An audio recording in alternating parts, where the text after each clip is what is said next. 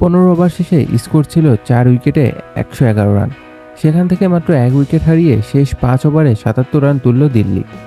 নির্ধারিত 20 ওভারে দিল্লির সংগ্রহ দাঁড়ায় 5 উইকেটে 188 রান। টসে হেরে ব্যাট করতে নেমে দিল্লিকে উড়ান্ত শুরু এনে দেয় অভিষেক পোরাল।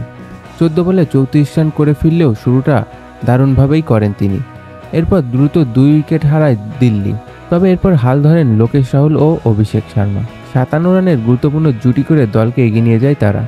রাহুল 32 বলে 38 ও পোরাল 37 বলে 49 রান করে।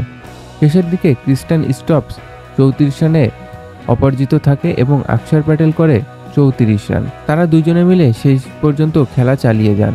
শেষ 2 ওভারে আসে 35 রান, যা দিল্লিকে নিয়ে যায় শক্ত অবস্থানে।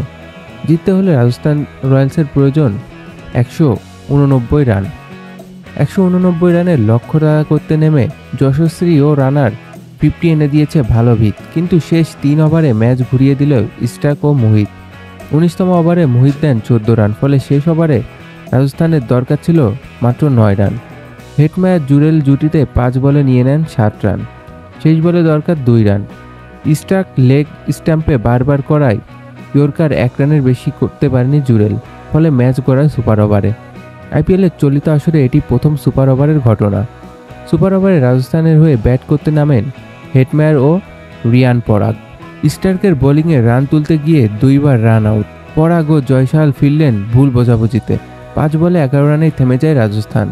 12 রানের টার্গেটে দিল্লির হয়ে ব্যাট করতে নেমে লোকেশ রাহুল ও ক্রিস্টান স্টপ। সন্দীপ শর্মার করা ওভারে প্রথম বলে আসে 2 রান।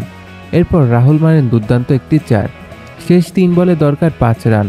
আর তখনই স্টপসের ঝলক। মিড উইকেটের উপর দিয়ে বিশাল এক ছক্কা মেরে 2 বল হাতে রেখে দিল্লিকে সুপার ওভারে জয় এনে দেন তিনি।